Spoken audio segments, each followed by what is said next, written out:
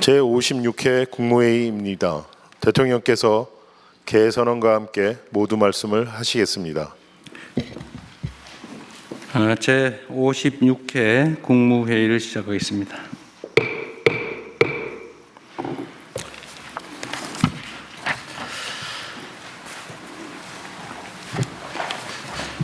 아, 1229 여객기 참사가 어제로 일주기를 맞았습니다. 참사로 희생되신 179분의 명복을 빕니다. 어떤 말로도 아픔을 온전하게 덜 수는 없겠지만 국민 안전의 최종 책임자로서 유가족 여러분께 거듭 깊은 위로와 사죄의 말씀을 드립니다. 지금 가장 필요한 일은 국가의 존재의 이유가 무엇인가를 묻는 피해자들의 호소에 말이 아닌 책임 있는 행동으로 답하는 것입니다. 그런데 제가 보기에도 너무 느립니다. 정부는 독립적이고 객관적인 진상조사를 위한 제도 개선을 최대한 서둘러 주시고 유가족들에 대한 지원 대책도 세심하게 살펴봐 주시기 바랍니다. 국가의 제1책무는 국민의 생명과 안전을 지키는 것입니다. 전 부처는 다시는 이러한 비극이 반복되지 않도록 구조적 안전 문제를 근본부터 점검하고 철저하게 보완해 주시기를 바랍니다. 오늘은 청와대로 옮긴 후 첫 번째 열리는 국무회의입니다. 공간이 좀 여유가 있다 보니까 마음에도 좀 여유가 생기는 것 같습니다. 회의를 좀 더 길게 해도 괜찮을 것 같아요.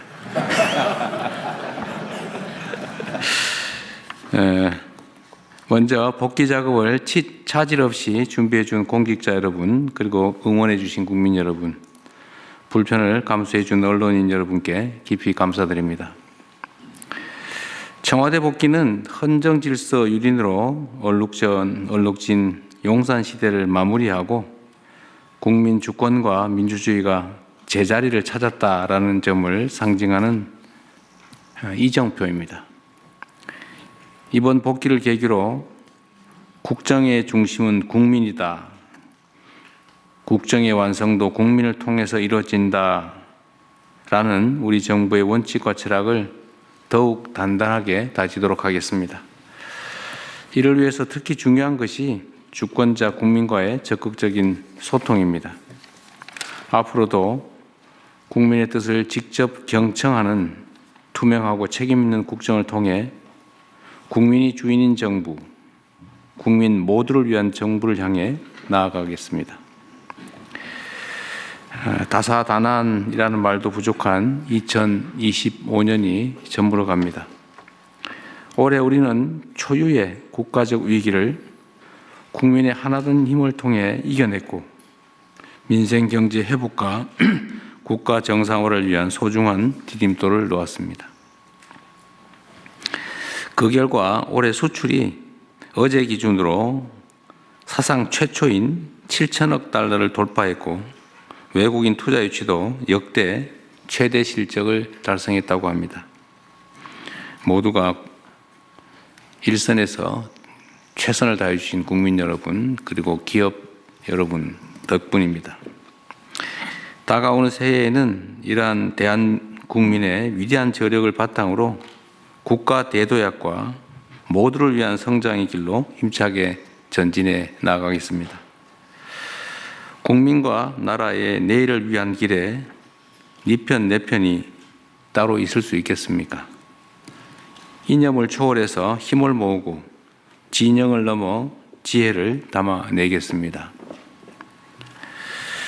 국민 여러분, 올해 정말 수고 많으셨고 새해 복 많이 받으시기 바랍니다. 고맙습니다. 이후 회의는 국무총리께서 진행해 주시겠습니다.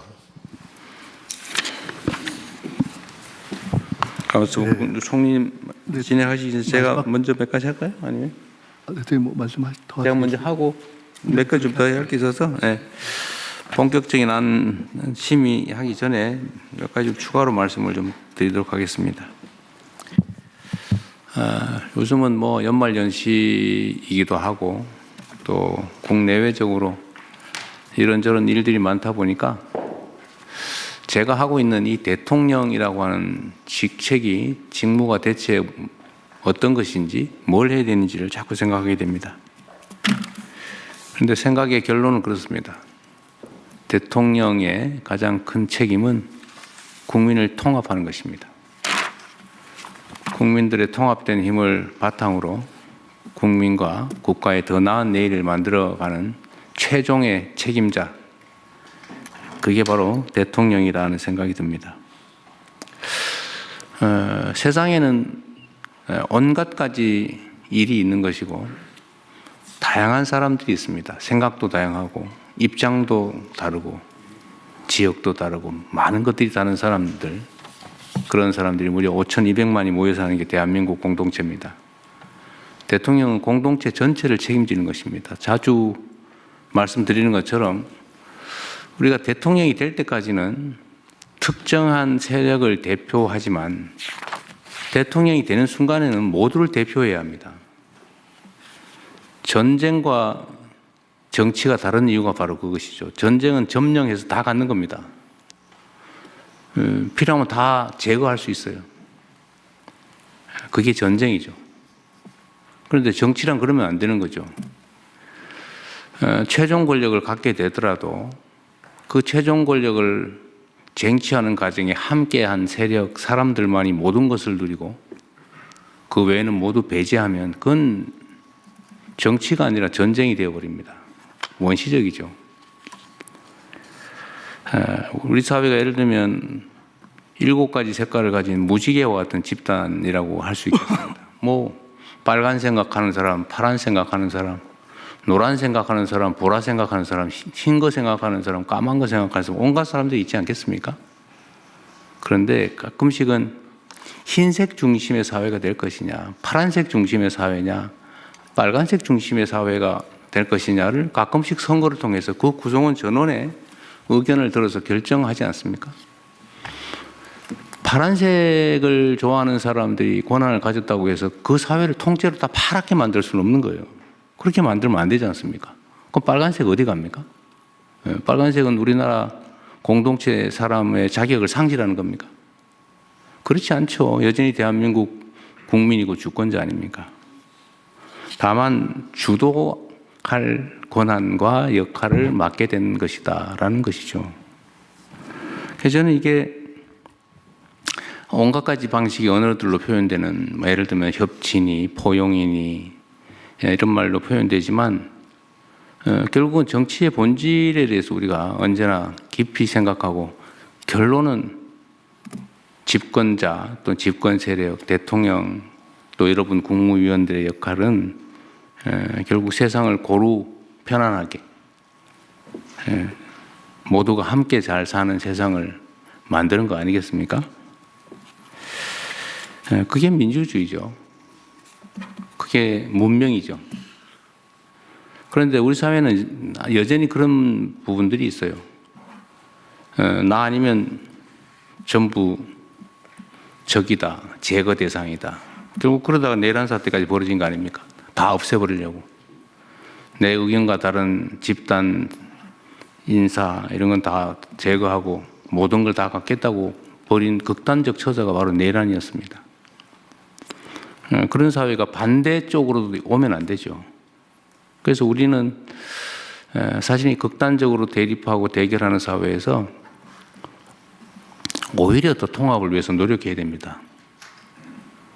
정략적 수단이 아니고 우리가 다시 정말로 정상인 사회로 되돌아가려면 더 반대쪽의 노력을 많이 기울여야죠. 통합, 포용의 역할을 더 강하게, 더 크게, 더 지속적으로 해야 됩니다. 그래서 우리 가장 모범이 되어야 될 정치 또 관료, 정치인 관료들이 이 점에 대해서 더 깊이 생각해 주면 좋겠고 우리 국민 여러분께서도 예를 들면 이번에 강요 지명이나 인사에 있어서 참으로 고려할 게 많다는 점을 생각해 주시면 고맙겠습니다.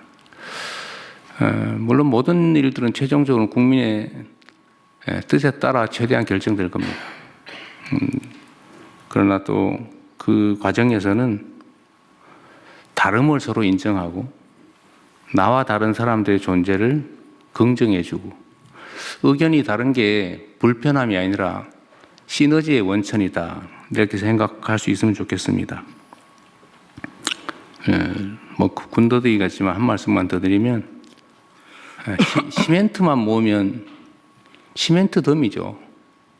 모래만 모아놓으면 내가 모래니까 모래만 잔뜩 모으면 모래덤이죠. 내가 모래면 모래 말고 자갈, 시멘트, 물을 모아야 됩니다. 그래야 콘크리트를 만들죠. 그래야 새로운 세상으로 나가죠. 그래서 좀 더 포용적이고 좀 더 융화하는 그런 대한민국이 되길 바랍니다. 하나는 좀 다른 얘기인데 전에 그 법제처장님 어디 계세요? 내가 뭐 하나 검토해달라고 한 게 있었는데 지금 현행 법률 체계상 국무총리는 각 부처청을 지휘한다 이렇게 돼 있습니까? 각 부를 통할한다. 부를 통할한다고 돼 있어요. 처청은 처청은 거기에 당연히 못 소속되는 되어 있는데 실제로 일반 근데 아니더라고요. 내가 법률을 보니까 법제처도 한번 봐주시면 좋겠는데 그 대통령은 국무총리도 지휘하고 당연히 그 다음에 부처청을 지휘한다 이렇게 돼 있어요. 대통령이 직접 있더라고요. 총리가 하는 규정도 있고 대통령에 대한 규정이 있어요. 그래서 이 국무회의에 부처는 지금 다 참석하고 또 그 외 위원회들도 참석을 하는데 청은 참석을 안 하고 있죠. 전에 제가 지시사항으로 청도 참석하라고 했었는데 저번에 그렇게 했지 않았던가요? 흐지부지 안 오는 것 같아요. 지금 청에서 오신 분들 있어요? 다 안 왔죠. 그리고 실제로 부에서 청을 실질적으로 관할을 합니까? 그러니까 형식적으로는 지휘하는데 실질적으로 독립되어 있잖아요. 이게 지금 지휘가 안 되는 것 같아요 보니까. 청은 따로 놀아요. 법무부는 좀 어차피 워낙 한 몸이라서 잘 하는 것 같긴 한데 다른 데 보면 청들이 거의 따로 행동하는 것 같아요. 그래서 다음 국무회의부터 특별한 사정이 없는 한 청도 다 참여하게 하십시오. 일주일에 한 번이니까. 네, 명확하게. 그래서 그리고 또 하나는 이 지휘와 관련해서 어쨌든 이따가 뭐 국무총리께서 말씀하시면 거기다 이어서 확인할 텐데 결국 지휘 문제도 걸려 있어서 그런 얘기를 드리는 겁니다. 그리고 얼마 전에 우리 업무 보고 이제 마치면서 아직 다 끝난 건 아니죠. 제가 지금 누락된 공공기관에 대해서는 전체 모아서 한번 보고를 따로 하자고 했죠. 지금 한 100, 남아있는 게 한 100개 넘겠죠? 그래 분들 그렇게. 거기 따로 할 텐데 어쨌든 업무 보고가 대체적으로 끝난 상태인데 제가 한 6개월쯤 후에는 업무 보고를 다시 하겠다고 했는데 보통 이제 1년에 한 번씩 하는데 제가 6개월 후에 하겠다고 하는 이유는 지금 초기여서 좀 방향을 명확하게 신속하게 좀 잡아야 되기 때문에 그렇습니다. 근데 그때는 좀 이 첫 번째 업무 보고는 그냥 뭐 하고 있지? 또 업무는 파악하고 있나? 그래서 내가 몇 군데 테스트로 좀 물어본 거죠. 자기가 뭐 하는지도 모르는 사람들이 꽤 많았어요. 평소에 업무 보고를 안 하기 때문에 그렇습니다. 그냥 자기가 하는 일이 뭔지도 뭘 해야 되는지도 모르고 그냥 시간이나 때우고 누릴 것만 누리는 그런 경우가 가끔씩 있어요. 다음 6개월 후에는 그런 일이 없게 각 부처 보고를 부처에서도 한번 따로 할 거죠. 그거 하시고 어쨌든 산하기관이나 산하 조직들이 그런 얼빠진 행동을 하지 않게 잘 챙겨주시고 6개월 후에는 제가 그 상태를 한번 체크해 보려고 하는 겁니다. 초기이기 때문에 그 후에는 뭐 1년에 한 번씩 하든지 그때 가서 보고 이번 업무 보고 다음 업무 보고에 좀 이렇게 주력해 주셨으면 하는 부분이 있어서 말씀을 드립니다. 일단 뭐 그 6개월까지 그러니까 실제로는 집권 1년이 되겠죠. 그 6개월 사이에 성과 뭐 당연히 뭐 이런 중요한 거 일상적인 건 좀 빼고 중요한 성과 그다음에 그때에 계류된 주요 현안 중요한 일 또는 뭐 갈등이 심한 일, 잘 진행 안 되는 일, 해야 되는데 잘 진행되지 않는 일 이런 걸 좀 정리해 주면 좋겠고요. 또 한 가지는 전에 말씀드렸는데 지적 사항들이 어떻게 지금 시정되고 있는가. 예를 들면 제가 말씀드렸죠. 여당이든 야당이든 국회에서 올해 작년 뭐 이렇게 지적된 거 아니면 민원으로 지적된 거 또는 전문가들이 지적하는 거 아니면 뭐 집단 소유든 어쨌든 이렇게 문제로 지적된 거에 대해서 특히 국회 감사 이런 데서 지적된 거 있잖아요. 아니면 상급단체에 지적된 거 이거는 그 지적이 잘못된 거다 그러면 이건 잘못된 거라서 처리 안 함, 종결 이유하고 만약에 처리해야 될 일이면 처리 진행 상황 얼마큼 됐다. 또 앞으로 얼마 있으면 끝날 것 같다. 이런 거 좀 정리를 해주시면 좋겠어요. 사안별로. 그러면 그거를 우리 총리께서 한번 쭉 한번 스크린에 보여주시고 저는 그 중에서 또 중요한 것만 볼 테니까요. 그 다음에 또 하나는 전에 우리 얘기했나 모르겠는데 이번에 보니까 공공기관들을 좀 개혁을 해야 될 필요성이 확실하게 된 것 같습니다. 우리 국민들 보시기에도 저기 뭐 하는 데지? 뭐 이런 생각. 저거 왜 필요하지? 뭐 이런 생각이 드는 게 조금 있었던 것 같아요. 그래서 그 공공기관들을 어떻게 개혁할 것인지 통폐합 포함해서 신설할 필요가 있으면 신설을 하고 그거를 이거는 어디서 맡았습니까? 국무총리실에서 하나요? 만약에 공공기관 개혁을 한다면 주체가? 기재부에서? 아 그래요? 속도를 좀 내주시고요. 기본 계획을 좀 빨리 내주시기 바랍니다. 공공기관 지방 이전 문제는 그거는 좀 다른 차원의 문제라서 그건 좀 이따 하시고요. 네. 그러나 그것도 개혁 방안 검토할 때 내용에는 들어가야 될 것 같아요. 네. 지방 재배치. 그리고 공공기관 얘기 나온 김에 그 얘기 하나만 좀 지방으로 가 있는 공공기관들의 원래 공공기관 이전 목적이 있잖아요. 그 목적 중에 지역경제 활성화, 지역발전 뭐 이런 게 주요 이전 목적인데 실제로 거기에 맞게 하고 있나? 그냥 통상적인 업무는 뭐 하겠죠. 근데 공공기관을 지방으로 옮긴 최초의 취지나 목적이 제대로 이행되고 있는지 필요한 게 있다면 어떤 게 있을지도 한번 이번 업무 보고 받으실 때 한번 체크해 봐 주시기 바랍니다. 특히 지방으로 옮긴 경우에는 예를 들면 그런 건데 누가 얘기해 주셔서 말씀드린 건데요. 누가 했더라 잘 기억이 안 나는데 예를 들면 이제 그 얘기를 누가 해 주셨어요 저한테. 국민연금공단이 전주로 갔다. 근데 전주로 갔는데 전주 지역경제에 국민연금공단이 대체 뭔 도움이 되냐. 그 주말 되면 다 서울로 가버리고 그리고 예를 들면 관련된 뭐 회사나 기업이나 이런 데가 좀 들어왔냐. 그건 뭐 별로 없는 것 같고. 그래서 그때 내준 아이디어가 우리 저기 정책실장이 그 얘기해 줬군요. 예를 들면 그 운용 자산을 배분을 할 때 그 지역에 있는 운용 회사에게 우선권을 주든지 좀 더 인센티브를 줘서 많이 배정을 해주면 제가 보면 다 이사 갈 것 같아요. 그래야 옮긴 취지가 관철이 되죠. 그 정책실장이 낸 아이디어인데 복지부에서 그거 좀 챙겨봐 주시고요. 복지부 어디 계세요? 네, 여기 있습니다. 자리를 다 바꿔가지고 좀 헷갈리기 시작해. 이거 앞으로 안 바뀌는 거예요? 네, 연금공단 챙겨보겠습니다. 그래서 그것도 이제 하나의 사례인데, 그건 아주 훌륭한 아이디어가 됐어요. 정치시장님 아이디어가. 예를 들면 그런 걸 포함해서 좀 그 지역에 좀 기여할 수 있게 방법을 좀 찾아봐 주시기 바랍니다. 그리고 계속 말씀드린 내용이 좀 국민들에게 우리가 좀 더 가까이 가야 된다. 이 가까이 간다는 것도 사실 표현이 부적절하죠. 우리는 원래 국민 속에 있는 조직이죠. 국민 그 자체죠, 사실은. 국민의 도구. 그런데 따로 놀아요, 쉽게 말하면. 국민들은 국정이 어떻게 돌아가는지, 지방 행정이 어떻게 돌아가는지 몰라요. 그거 잘 안 가르쳐줘요, 이상하게. 예산 공개도 참 어렵더라고요, 보니까. 이제는 다 예산 공개하고 있죠?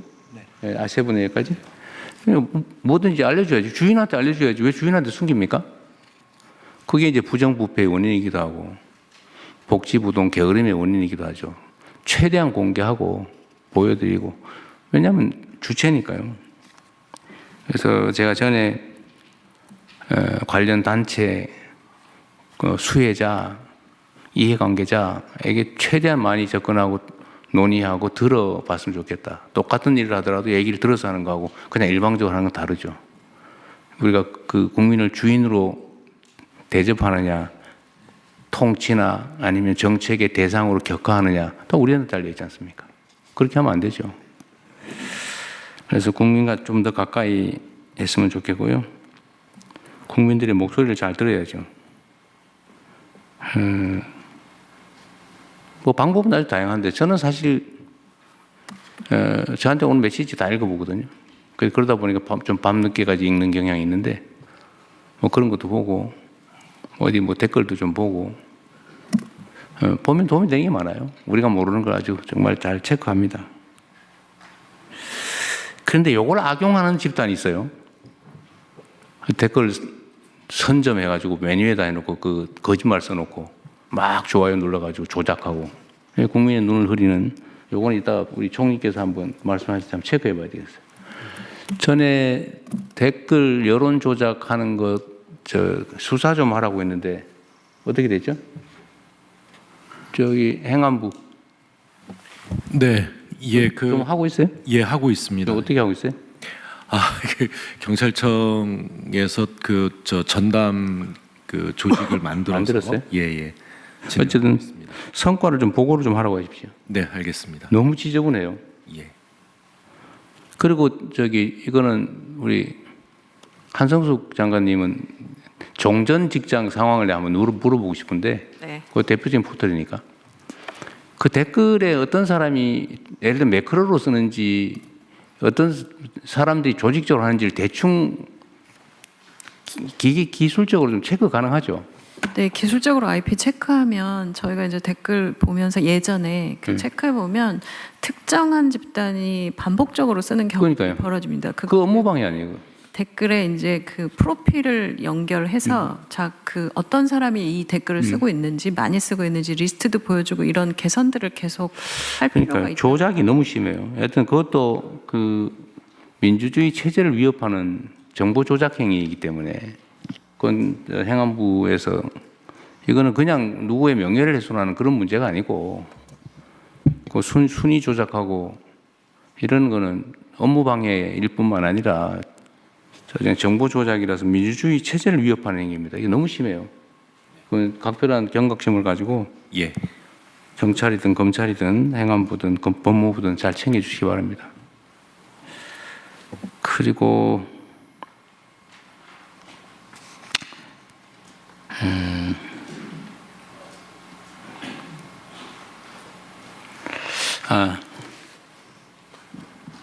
저번에 법제처에서 저한테 이 수사에 관련된 지시, 업무 지시의 범위에 대해서 보고서 주신 일 있죠. 예, 그렇습니다.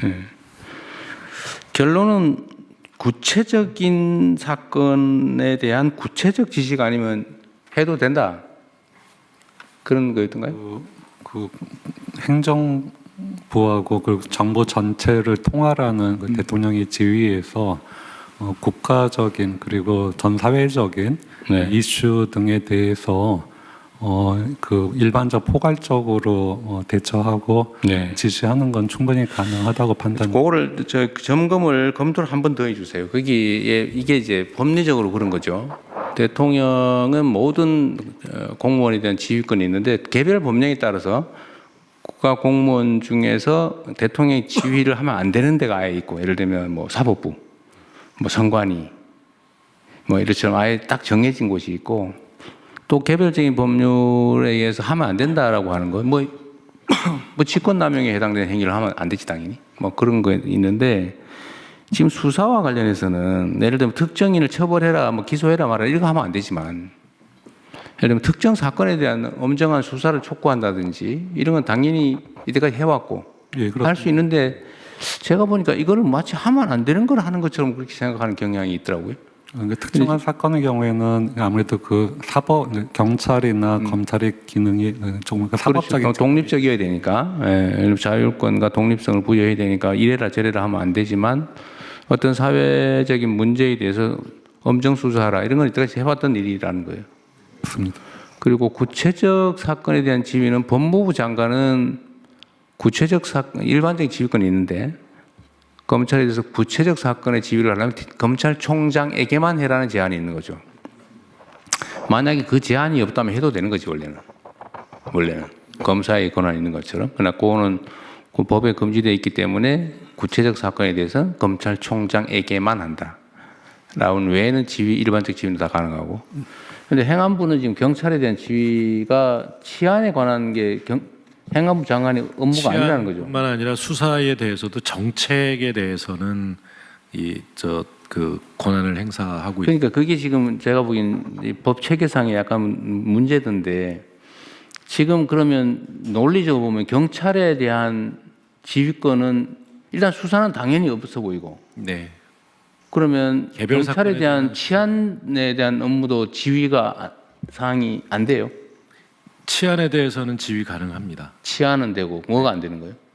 그 개별 사건 수사에 관해서는 지휘를 할 수 없게 돼 있는 그게 이유가 법에 정해져 있어요? 그 법에 행안부 장관이 할 수 없다는 법이 있는 것은 아니고요.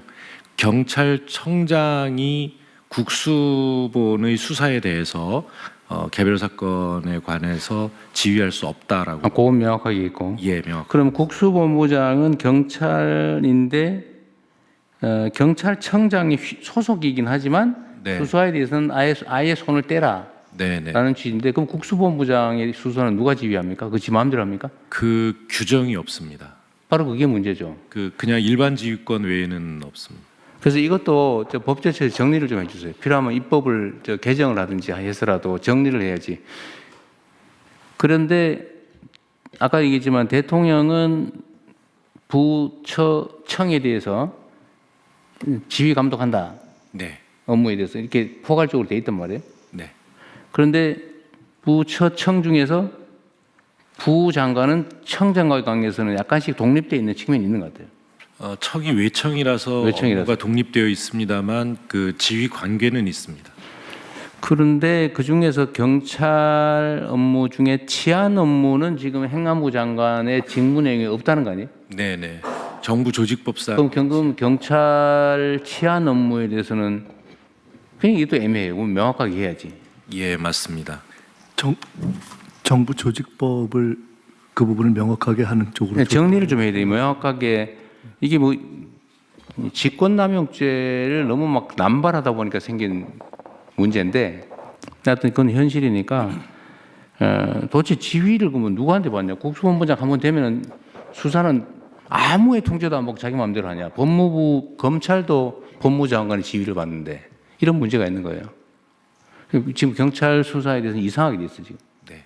그래서 요거는 구체적 사건에 대한 지휘, 처분에 대한 지휘는 존중하는 게 맞을 것 같긴 한데, 그것도 뭔가 법제처에서 분명하게 정리를 좀 해줘야 될 것 같습니다. 애매하게 뭐든지 권한 행사에 관해서 애매하면 안 되거든요. 네, 그러니까 그 검찰하고 법무부 관계처럼 새로 신설되는 중수청의 경우에도 그 민주적 통제가 필요한 것이고, 그러니까요. 그것이 이제 행안부 장관을 통해서 할 수밖에 없는 것으로 좀 일단은 검토가 되고 있습니다. 그러니까 해석으로 가능한지 필요하면 법을 개정해야 될지도 판단을 한번 해주세요. 네, 그것도 빨리 좀 정리를 하면 좋겠습니다. 너무 이렇게 애매하게 가면, 규정이 애매하면 이게 그 점을 악용하는 가능성이 생겨요. 자, 저는 일단 여기까지 말씀드렸습니다. 총리 진행하시죠. 네. 저도 잠깐 한 말씀 좀 드리고 하겠습니다. 올해 청와대에서의 첫 회의고 또 올해 마지막 국무회의입니다. 그 국정을 정상화하는 상징이 될 수 있는 매우 중요한 시점이라고 생각돼서 저도 한두 가지 먼저 말씀을 좀 드리고 싶습니다. 내란 청산으로 숨가쁘게 달려온 한 해였습니다. 국민 여러분들을 이렇게 만나 뵙고 말씀을 들으면 내란 청산을 신속하고 확실하게 끝내달라. 그리고 경제를 살리고 민심을 통합해달라 하는 말씀이 압도적인 것 같습니다. 정부도 그를 위해서 최선을 다했고 제가 맡고 있는 부분만 해도 공직사회와 관련한 헌법 존중 TF 또 지금 진행하고 있는 검찰개혁 추진단 등등을 가급적 조속하게 마무리하려고 노력하고 있습니다. 역시 중요한 것은 권력의 정상화가 중요하다는 생각을 많이 하게 됩니다. 그와 관련해서 한 두 가지만 말씀을 드리고 싶습니다. 하나는 국가정보원하고 검찰이 동시에 걸려있는 문제입니다. 최근에 그 문재인 정부의 동해서해 사건 관련한 고발을 국정원에서 취하한 일이 있었습니다. 개인들로 보면은 당사자들에게는 큰 피해였고 관계자들에게도 굉장한 고통을 줬고 국격에도 큰 상처를 줬고 남북 관계도 길게 보면은 간접적으로 그 신뢰에 영향을 미쳤다 이렇게 생각이 듭니다.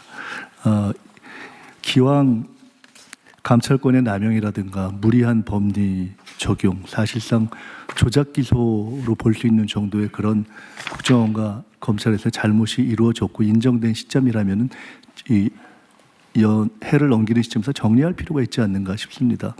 그래서 사건을 수사했던 검찰은 항소를 포기하는 것이 당연하지 않은가, 또 수사했던 검사들이 과연 올바로 했는가에 대한 감찰이나 정리가 필요하지 않은가 하는 부분에 대해서 저는 법무부 장관님께 사실 이 말씀을 좀 드리고 싶고요. 명확하게 좀 입장을 정리해 주시면 좋겠다 하는 생각이 듭니다. 두 번째로는 종교유착 문제입니다. 저는 개인적으로 종교가 우리 사회 개인들에게 갖는 영향뿐만 아니라 우리 사회 전체에 있어서 매우 중요한 의미를 가지고 있다고 이렇게 믿는 사람인데, 사실 내란에 이르는 과정을 잘 보면 국정이 흔들리는 과정이 주술 정치, 종교 유착, 사실은 이런 것들이 축적되면서 온 것이 아닌가 하는 생각이 굉장히 강하게 듭니다. 그래서 이것을 차제에 정말 뿌리를 뽑아야 된다는 생각이 드는데, 마침 정치권에서 최근에 통일교 특검 얘기도 나오고 또 차제에 대선에 관련됐다, 영향을 미쳤다고 생각되는 신천지도 같이 이 특검의 대상에 넣어야 된다 이런 얘기가 있어서 저는 매우 이건 잘된 일이다라고 생각하면서 지켜보고 있었는데, 해를 넘기는 시점에서 가만히 보니까 이 또한 정치적 공방 속에서 잘 안 될 수도 있는 것이 아닌가 하는 우려가 상당히 듭니다. 이것은 정치적인 차원이 아니라 그야말로 국정을 정상화하는 차원에서 우리 사회가 반드시 짚고 가야 되는 차원의 문제가 아닌가라는 생각이 들어서 저는 정치권에서 당연히 좋은 결론을 낼 것으로 기대하고, 또 그것이 혹여 잘 안 될 가능성까지도 대비해서 저는 뭐 통일교가 됐건 신천지가 됐든 더 이상 이 정교 유착을 하고 정치에 과도하게 개입하고 관여하고 심지어 뭐 돈이 왔다 갔다 하고 대선에 개입하려 하고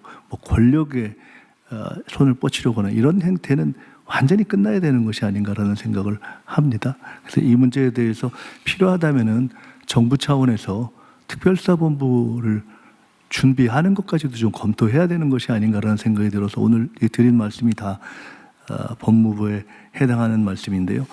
대통령님께서도 말씀하셨지만은 저는 사실 이 국민들의 아주 갈망이 경제와 민심 통합에 전력을 다해달라는 갈망이 있는 거를 저희가 잘 알지 않습니까? 그러나 그리로 가려면 정상화를 위해서 반드시 넘어야 할 산들이 있습니다. 그 산들을 빨리 넘기는 것이 저희의 숙제라고 보고, 공직사회뿐만 아니라 이번 기회에 검찰, 권력기관, 또 정교유착 이런 문제에 대해서 신속하게 정리하는 데 있어서 정부도 할 일을 다 해야 된다 이런 생각입니다. 이 말씀을 좀 드리고 싶었습니다. 혹시 법무부는 뭐 그 국정원 고발 사건에 대한 입장이 있어요? 내가 내 얘기 들어보니까 보도에도 나왔는데 이게 월북이냐 납북이냐를 뒤집기 위해서 최초 그 보고서를 삭제해버렸다, 없애버렸다라고 고발을 해가지고 문제가 됐는데, 지금 그 삭제 안 되고 남아 있다는 거 아닙니까? 당시에도 이미 국정원도 남아 있는 거 알면서도 삭제됐다고 거짓말해가지고 거짓말 고발을 하는 바람에 수사하게 되고, 검찰은 수사를 압수수색했으니까 당연히 그게 삭제되지 않고 남아있다는 걸 알았을 텐데도 그냥 이상한 논리로 기소하고 결국은 이제 무죄 판결이 났는데, 이게 이런 식으로 없는 사건 만들고 있는 증거 숨기고 이렇게 해가지고 사람 이 감옥 보내려고 시도하는 게 이게 말이 됩니까? 이게 여기에 대해서 뭔가 책임을 묻든지 뭘 하긴 해야 될 것 같은데. 이제 최근에 난 서해 공무원 피살 사건 관련해서는 저희가 판결문을 제가 직접 보지 못했습니다. 다만 과거 검찰이 갖고 있는 권한을 오용하거나 남용해 갖고 사건을 왜곡했다거나 심지어 조작했다고 하는 그런 상당한 의혹을 받는 그런 사건들, 또 그런 판결들이 좀 나오고 있습니다. 이전과 관련해서는 그러한 의혹을 분명히 밝혀야 된다, 진상을 조사해야 된다는 또 국민적 요구도 굉장히 강한 걸 저희도 잘 알고 있습니다. 어떤 형태든지 그러한 과거 검찰의 오남용, 그 결과로 있었던 폐해에 대해서 철저한 진상 조사가 있어야 된다는 생각을 저희도 갖고 있고요. 구체적인 방법을 잘 검토하도록 하겠습니다. 네. 하여튼 이 사건은 국정원이 공식 사과하고 고발을 취소했다던데, 어젠가 그저께. 하여튼 그 점을 잘 좀 살펴서 국가기관이 우월적 지위에서 국민이 위임한 권력으로 국민을 억울하게 만들면 되겠습니까? 그 제일 그런 거 하지 말아야 될 기관이. 예, 그렇습니다. 네. 그리고 이 통일교 신천지 얘기는 저도 사실 오래전에 얘기도 한번 했었던 의제이긴 한데, 이게 특검한다 그래서 우리가 더 이상 얘기는 안 하고 아마 그 경찰이나 검찰도 여기에 대해서 수사 준비도 안 하고 아마 있을 것 같은데, 제가 그때 한번 얘기했잖아요. 이게 내용도 좀 알아보자고. 너무 지지부진하니까 이게 사실 뭐 여든 야든 뭐 누구든 지휘과 막론하고 다 수사해서 이제 진상 규명하고 책임질 건 책임을 물어야 다시는 이런 일이 안 생길 거 아닙니까? 그런데 특검만 기다리기는 그래서 그 두 가지는 특별수사본부를 행안부에서 경찰하고 검찰하고 합동수사본부 만들든지 아니면 따로따로 하든지 한번 대통령님 3대 특검이 종료가 돼서요. 미진한 수사 부분에 대해서는 네. 국수본으로 수사 관련 자료가 다 넘어왔고요. 각 특검에서 넘어온 자료에 근거한 수사를 위해서 수사팀을 세 팀을 별도로 만들었습니다. 그래서 수사는 계속 진행하고 있습니다. 네, 그거는 하고 지금 말씀드린 거는 이 정교 불일 통일교하고 특별히 따로 그러니까 정교 분리 헌법 원리를 어기고 종교가 정치에 직접 개입하고 매수하고 유착하고 한 부분에 대해서는 이게 우리 사회의 민주주의의 미래, 나라의 미래를 위협하는 중대 사안이라서 하다가 뭐 특검이 되면 그때 넘겨주든지 하더라도 그 전에 검찰하고 행안부하고 상의해서 누가 할지 아니면 같이 할지 해서 팀은 한번 구성을 하시는 게 좋을 것 같은데. 예, 마냥 기다릴 일은 아닌가요? 네, 법무부와 상의하겠습니다. 네. 정교유착 부분은 이게 매우 중대한 사안이기 때문에 어떻든 뭐 경찰하고 저희들이 한번 논의를 해보겠습니다. 그러십시오. 합동사원부를 만드는 게 적절한 건지 여러 가지 방법을 찾아보겠습니다. 그러십시오. 예. 다른 말씀 없으시면은 회의를 진행하겠습니다. 부처 보고를 먼저 하겠습니다. 업무 보고 후속 조치 이행 계획을 국무조정실장께서 보고해 주시기 바랍니다. 예, 국무조정실장입니다. 업무 보고 시에 대통령께서 지시하신 사항들에 대한 추진 계획 및 공공기관별 업무 보고 이행 계획을 보고 드리겠습니다. 먼저 업무 보고 계기로 시달된 대통령 지시사항입니다. 지시사항은 총 182건으로 각 부처별로 소관 지시사항에 대한 추진 계획을 수립하였으며 총리실에서 이행 상황과 실적을 면밀히 점검하겠습니다. 분야별 주요 지시사항에 대한 추진 계획을 보고 드리겠습니다. 경제 분야 주요 지시사항으로는 경제질서 확립, 공공기관 혁신, 전략적 ODA 강화, 기술 탈취 근절 등이 있습니다. 경제질서 확립과 관련하여 외화 반출 단속을 철저히 할 것을 지시하셨고, 이를 위해 국토부에서 AI 집회 판독 기술 활용 방안을 수립하고 관세청에서 출구편에 대한 엑스레이 판독 검사 체계를 설계할 계획입니다. 공공기관 혁신에 대한 지시사항을 위해 철도 공기업 운영 통합, LH 개혁 방안 발표 등을 추진하겠습니다. 또한 국익에 부합할 수 있는 전략적 ODA는 물론 더욱 투명하고 공정한 국제개발 협력을 위한 제반 대책들도 조속히 마련하여 추진하겠습니다. 다음 페이지입니다. 기술 보호와 관련하여 중소기업 기술 탈취 행위 제재 강화를 지시하셨고, 이에 대해 중기부에서 기술 탈취 기업에 대한 과징금 도입을 위해 기술보호법 개정을 추진할 계획입니다. 사회 분야 주요 지시 사항으로는 필수 의료 정상화, 관광 활성화, 노동 권익 보호, 국민 주거 안정 등이 있습니다. 먼저 필수 의료 정상화와 관련하여 의료 사고 제도 개선을 지시하셨고, 복지부에서 형사 부담 완화 및 배상 보험 확대를 위한 의료 분쟁 조정법 개정을 추진할 계획입니다. K관광 활성화를 위해서 국가관광전략회의를 대통령님 주재로 격상하고 바가지 요금 및 불칠전 개선을 위한 서비스 모니터링도 확대하겠습니다. 노동권익 보호와 관련하여 산재 인정 기준 및 절차 개선을 지시하셨고, 노동부에서 노사 및 전문가 의견을 수렴하고 법원의 회소 경향을 분석하여 산재 인정 기준 개정을 추진할 계획입니다. 주거 안정과 관련해서는 공공임대주택 입지와 평형 개선과 함께 특히 전세 사기 방지 및 피해 보상 실질화를 위해 예비 임차인에 대한 정보 공개 확대와 선구제 후 구상, 최소 지원금 등 대안 마련을 추진하겠습니다. 다음 페이지입니다. 지역 분야 주요 지시사항으로는 지방 주권 강화, 지역 균형 발전 등이 있습니다. 특히 지방 주권 강화와 관련하여 광역 시도 행정 통합 지원을 지시하셨고, 행안부에서 충남 대전 통합과 관련하여 연내 중앙부처 특례를 발굴하고 내년 2월까지 통합법 제정, 7월 1일자로 통합시 출범을 추진할 계획입니다. 다음으로 신속 추진 필요 사항입니다. 업무 보고 계기로 시달된 지시사항은 속도감 있는 추진과 신속한 성과 창출을 위해 모두 내년 6월까지 이행이 필요합니다. 특히 외화 불법 반출 방지, 기술 탈취 제재, 공공임대주택 공급 신속 추진 등 한 달 내 이행이 필요한 117건은 소관부처 책임하에 신속하게 추진해 주실 것을 요청드리겠습니다.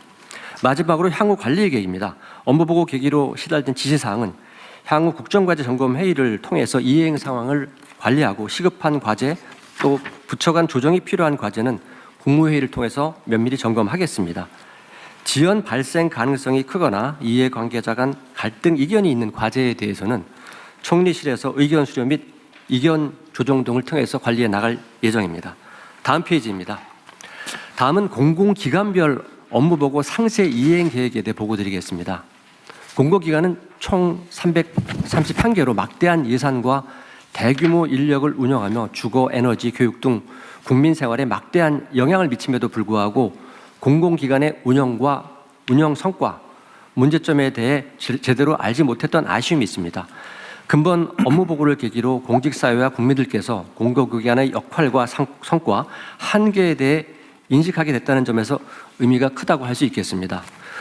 업무보고 이후 공공기관별 상세 이행 계획을 취합 정리한 결과에 대해 간략히 보고드리겠습니다. 공공기관에 대한 대통령 지시사항은 29건의 이행 계획과 공공기관별 중점 과제 추진을 위한 조치 필요사항 등 총 4,271건이 제출되었습니다. 지시사항과 관련된 내용은 앞서 말씀드린 내용과 중복되어 생략토록 하고 주요 중점 과제에 대해 보고드리겠습니다. 먼저 에너지 분야 관련해서 해남 태양광 착공 등 공공주도 태양광을 확대하고 해외 재생에너지 신규 시장 개척을 추진하겠습니다. 다음 페이지입니다. 또한 대미 투자 특별 지원 프로그램과 수출 스타 500 사업을 신설하여 우리 기업의 해외 시장 진출을 적극 지원할 계획입니다. 다음 사회문화와 관련하여 연금공단의 연금개혁 추진단과 연금개혁 지원 TF를 설치하여 집권 2년차 연금개혁 본격 논의에 대비하고자 합니다. 또한 관광공사를 중심으로 3대 고부가 관광시장을 육성하고 권역별 콘텐츠 등 K컬처와 연계한 외래 관광객 집중 유치를 추진하겠습니다. 다음 안전 공공 서비스 관련하여 소규모 현장 사고 감축을 위한 건설 현장 안전관리 방안을 마련하고 임대 전환형 PF 보증 출시 등 주거 지원도 추진하겠습니다. 향후 관리 계획에 대해 보고드리겠습니다. 앞서 대통령님께서 누락된 공공기관에 대해서 별도 업무 보고를 말씀하셨기 때문에 이 계획에 대해서는 대통령실과 일정을 협의하도록 하겠습니다. 차주 예정된 중앙행정기관에 대한 공공기관별 업무 보고 시에 상세 이행 계획에 대해 집중 점검을 실시하겠습니다. 미흡한 부분은 부처장관 책임하에 개선을 요구하고 보완 상황을 철저히 점검토록 하겠습니다. 다음 총리실에서도 국정과제점검협의회를 통해 분기별로 이행 상황을 점검하고 국가정책조정회의 등 계기로 종합 점검하는 한편 그 결과는 향후 공공기관 운영 개선의 기초자료로 활용하는 등 빈틈없이 관리해 나가겠습니다. 아울러 근본 공공기관 업무보고의 성과와 한계에 대해 짚어보고 차기 업무보고 시 보다 포괄적이고 효능감 있는 공공기관 업무보고가 될 수 있도록 준비하겠습니다. 이상으로 보고를 마치겠습니다. 네, 수고하셨고요. 이게 정부 예산이 지금 740조 정도인데 공공기관이 지출하는 게 947조니까 정부 예산보다 한 200조가 많은 거예요. 그죠? 엄청나게 중요한 일을 하고 있는 건데 이게 다 나눠져 있고 지휘감독 체계가 불확실하다 보니까 정말 대책 없이 제 역할을 안 하는 기관들이 꽤 있는 것 같아요. 그러니까 이거는 앞으로는 사실은 이런 공직사회는 지휘 책임이 중요한데 각 부처청의 그 소속 공공기관에 문제가 생기면 그걸 각 부처청이 책임지는 거예요. 이번에 한 번은 제가 이제 각 산하기관들을 이렇게 직접 한번 보고 얘기하겠지만 원래는 그 부처청이 다 책임을 지고 저는 부처청만 관할을 지휘하면 되는 일인데 지금 너무 이게 따로 놀고 있어서 이번에 제가 직접 보게 됐습니다. 그래서 각 부처청에서도 이게 본인의 중요한 업무 소관이라는 사실을 좀 확실하게 인지하고 각 그 소속 산하기관들 또 공공기관들이 제 역할을 하도록 잘 관리하십시오. 그 관리하는 인력도 있을 거예요. 그죠? 담당도 있고 인력도 있고 예산도 있고 권한도 있는데 지금처럼 방치되다시피 하는 상황은 꼭 개선되길 바랍니다. 6개월 후에 한번 다시 잘 챙겨볼 테고 그건 총리실에서요. 그거는 일상적인 관리 업무니까 좀 평소에 좀 관리를 좀 체크 한번 해봐 주십시오. 네. 주기적으로 체크하겠습니다. 네. 다른 말씀이나 의견 있으신가요? 없으시면 이 보고는 원안대로 접수하겠습니다. 다음은 KGX 범정부 추진단 운영 계획을 기획재정부 장관께서 보고해 주시기 바랍니다. 예, 녹색 대전환 KGX 범정부 추진단 운영 계획에 대해서 보고를 드리겠습니다. AI 대전환에 있어서 이 녹색 대전환, 그린 대전환은 우리에게 위기가 아니고 성장의 기회로 만들어 나가야 합니다. 그래서 KGX 전략을 추진하게 되었습니다. 이 추진 과정에 있어서는 정부뿐만이 아니고 민관 다 모여서 이 총력을 다해서 지원해야 되고 추진해야 될 것 같습니다. 그래서 추진 방안은 이미 지난 11월에 저희들이 마련하였고 11월, 12월에는 산업계와 릴레이를 통해서 공감대도 형성하고 있는 상황입니다. 그 전략 수립 방향에 대해서 보고를 드리겠습니다. 2035년도 저희들은 그 NDC 목표를 아주 높게 잡았습니다. 하지만 이 달성을 넘어서서 GX 대전환을 통한 진짜 미래 사회에 대한민국이 주도한다는 그런 정신으로 발전, 산업, 수송, 건물 등 국가사회 전 부분에 있어서 녹색 대전환을 이루어 나가도록 할 계획으로 했습니다. 그래서 그런 전략을 내년 상반기까지는 마련하겠다 하는 그런 목표를 가지고 있습니다. 전력 부분에 있어서는 그 태양광이라든지 풍력을 포함한 재생에너지 중심 에너지 전환은 물론이고 그리고 그리드까지 또 통체적으로 해서 서해안 에너지 고속도로라든지 햇빛 소득마을을 연간 500개 이상 해서 2030년까지 지속적으로 추진하는 그런 계획도 포함할 계획입니다. 산업 부분에 있어서는 어떤 산업 기술 혁신, 그린 혁신, 그리고 원료 전환, 그리고 청정 전력 등 설비 공정 분야를 포함한 또 대전환을 이룩하고 그리고 산업의 탈산소를 위한 수요 전환까지도 포함해서 대책을 마련토록 하겠습니다. 수송 분야에 있어서는 전기차, 수소차 대전환은 물론이고 대형차의 어떤 친환경차 보급을 대폭 확대해 나갈 계획으로 있습니다.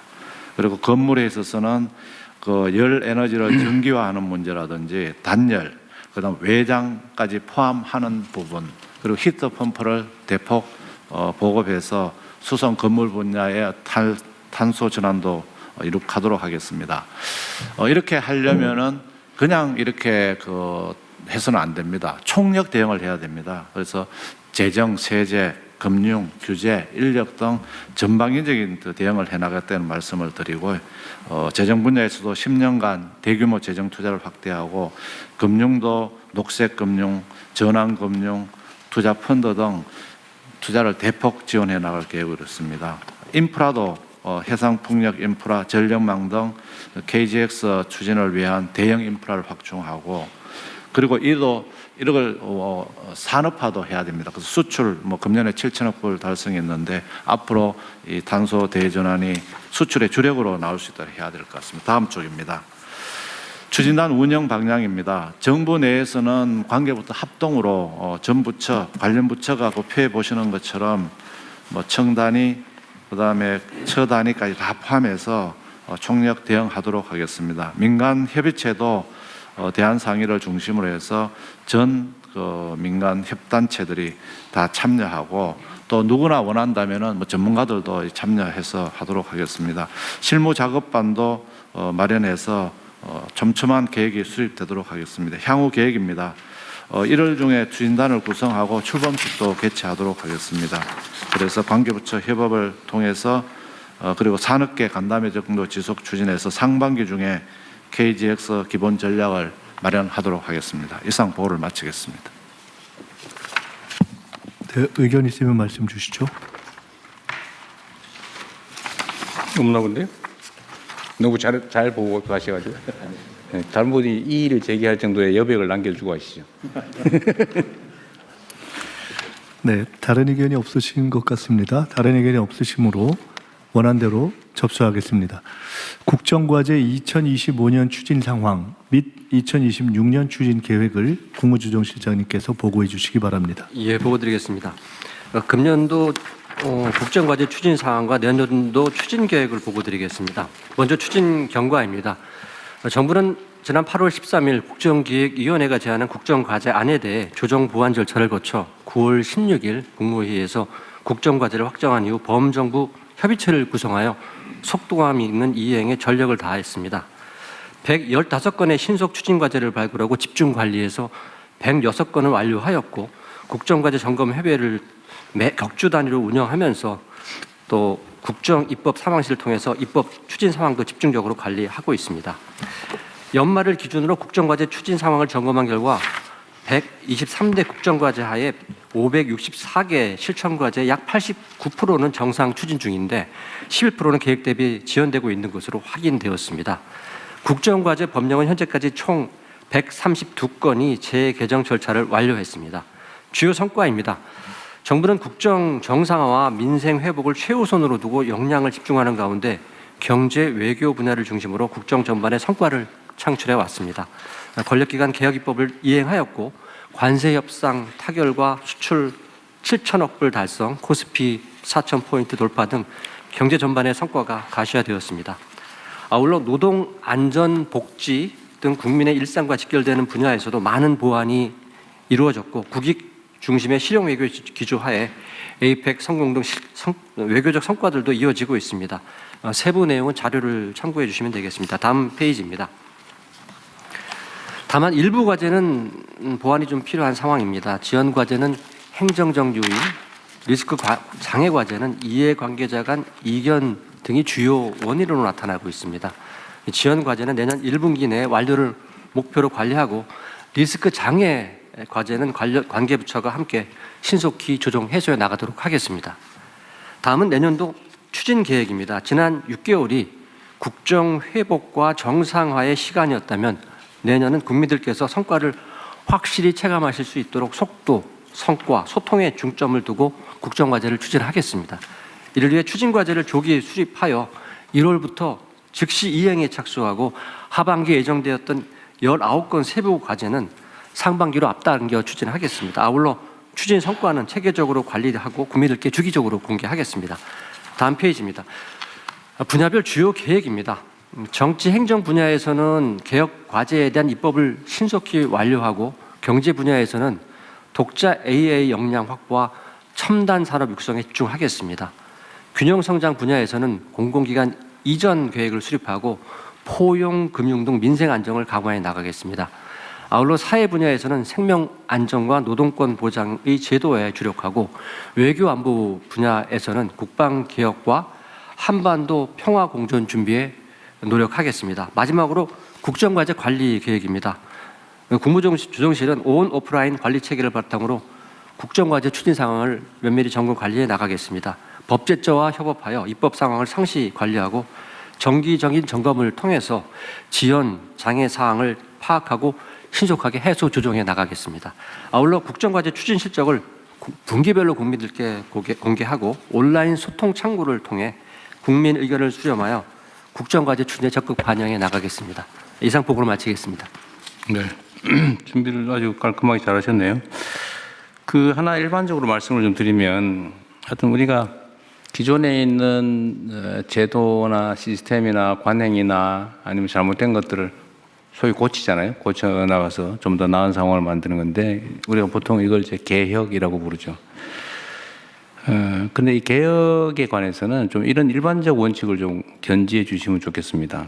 무슨 얘기냐면, 그냥 기존에 있던 잘못된 걸 그냥 시정하는 시정 행위로 끝내지 말자. 가급적 제도화하자라는 말씀을 하나 드리고요.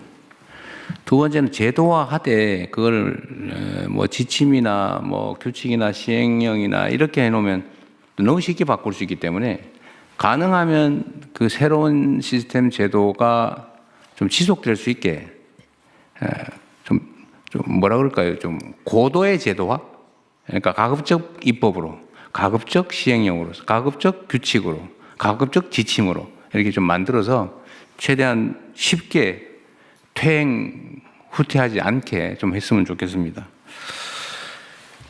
또 한 가지는 여기 정리를 잘 해주셔서 국정과제 추진 계획의 중점 방향을 속도, 성과, 소통 이렇게 말씀하셨어요. 속도 중요하죠. 이게 지금 할 일은 태산 같은데 흐지부지 지지부진하면 할 수 있는 일이 제한되잖아요.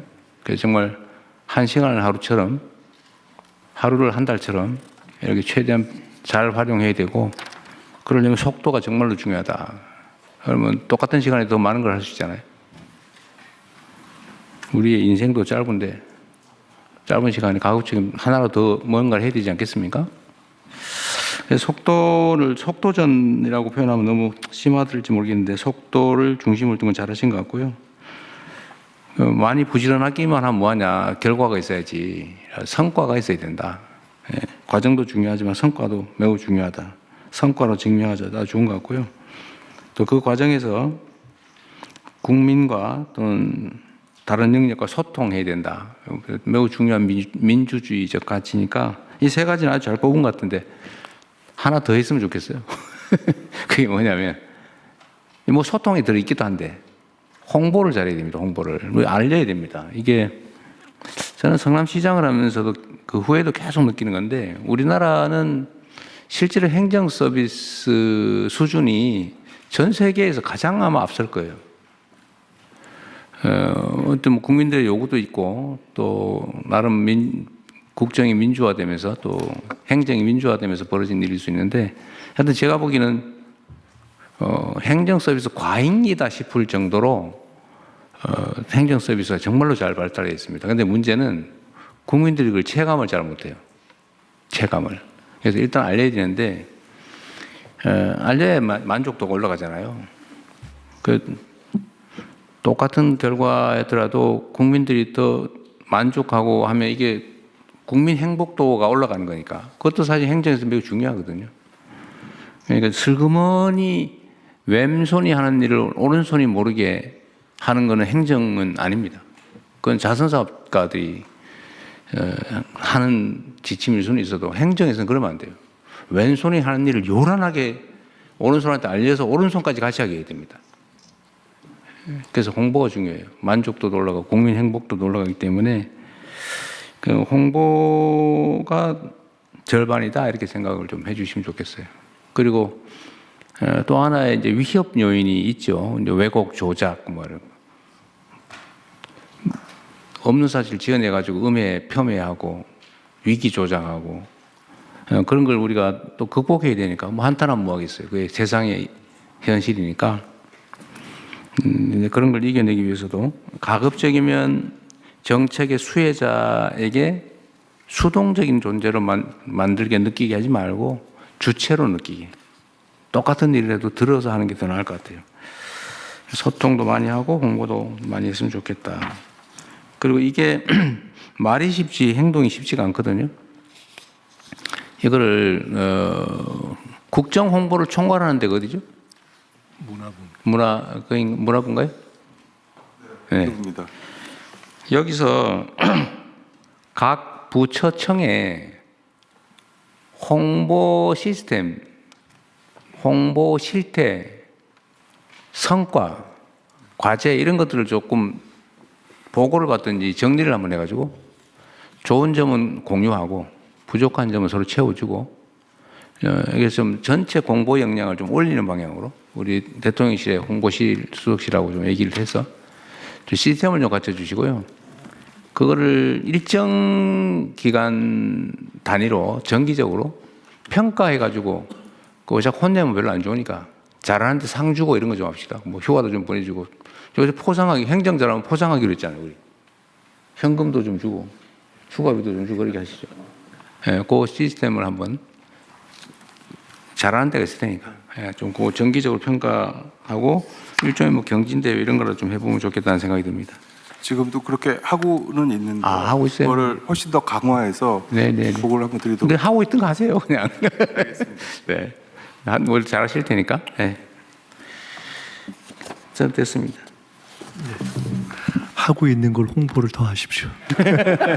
잘하고 있어요. 저 얘기 안 해도. 네, 다른 의견 없으시죠? 네, 다른 의견 없으시면은 원안대로 접수하겠습니다. 부처 보고를 마치고 의안심의로 넘어가겠습니다. 자, 의안심의 하기 전에 제가 하나 권고 삼아 각 부처청에 말씀 하나 드릴게요. 물론 이제 평소에 그 업무 협조 협의들을 잘 하고 계시긴 할 텐데 일을 하다 보면 이게 각 자기 부처청의 그 기능을 넘어서는 역할을 넘어서는 다른 부처청과 관계된 일들이 많잖아요. 사실은 매우 많죠. 근데 이게 이제 소위 칸막이인데 이 칸막이를 정말 최소화해야 되거든요. 다른 부처하고 관계되면 잘 협조 안 하려고 그러고 그 이상해 그죠? 무슨 자기 개인 일도 아닌데. 근데 그런 풍토들이 있는데 어쨌든 그거 좀 최소화하고 칸막이도 최대한 낮추고 일상적인 협의 조정도 잘 하시되 또 잘 안 되는 게 있을 텐데 이 국무회의 때 사전에 좀 얘기를 좀 해주시고 의제들이 있으면 얘기를 좀 같이 나누면 좋겠어요. 특히 이제 우리 국민들께서 관심 가질 만한 어차피 계속 공개할 거니까 국민들께서 관심 가지실 만한 의제인데 다른 부처청에 관계된 거 또는 국민들께 공개적으로 협조 요청 드릴 거 이런 게 있으시면 요 공간을 좀 활용하면 좋겠어요. 국민들 관심도도 높고 뭐 넷플릭스보다 더 재밌다고 하는 사람도 있으니까 고정 시청자도 좀 생겼다고 그래요.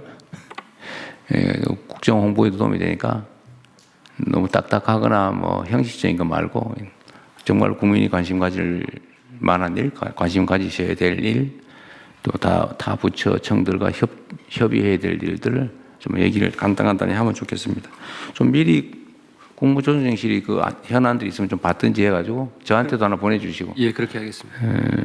우리 국무위원 방도 잘 활용하면 좋겠네요. 네.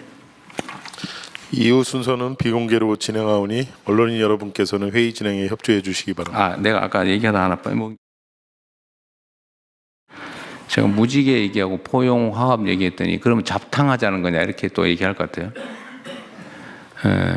제가 그 얘기는 아까 빼먹었는데 우리가 이제 우리는 푸른색을 상징으로 해서 이제 집권한 세력이긴 한데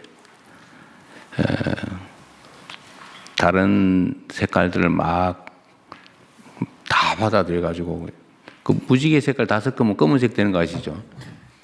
그렇게 만들겠다는 건 아니고 각자의 특색들을 다 유지하되 우리 구성원 모두가 푸른색을 선택했을 때 가진 기대, 또 우리가 해야 될 원리와 원칙, 가치, 이걸 잃어보지는 않습니다. 그 일부 언론에서 세상에 어디라 뭐라더라, 그 보수에만 자리 다 주면은 그러면 그 집권할 때 도움 주는 사람은 뭐냐, 이런 이상한 기사도 막 쓰고 그러던데, 뭐 다 주긴 뭘 다 줘요. 이 중에 국무위원 중에 우리 송 장관님, 우리 시학처장님 또 있나? 뭐 약간 있겠지. 중간쯤. 그런 억지가 아니고 대체적으로 이 주류적 입장, 이건 다 유지를 하고 근본적인 가치와 원칙, 기준은 다 유지하는데 이것만 가지고는 안 된다는 거예요. 그래서 가급적이면 그게 훼손되지 않는 범위 내에서는 넓게, 인재도 넓게, 운동장도 넓게 이렇게 써야 된다. 그런 차원이라는 말씀을 드립니다. 잡탕을 만들자는 건 아니고 조화로운 오색 빛깔 무지개를 만들자, 파란색 중심에, 그런 얘기다라는 말씀을 드립니다. 네. 친한 친구처럼 가족처럼 이렇게 스픽스 애청해 주셔서 감사히 말씀드립니다. 스픽스 구독, 좋아요는 더 큰 힘과 격려가 됩니다. 스픽스 구독, 좋아요.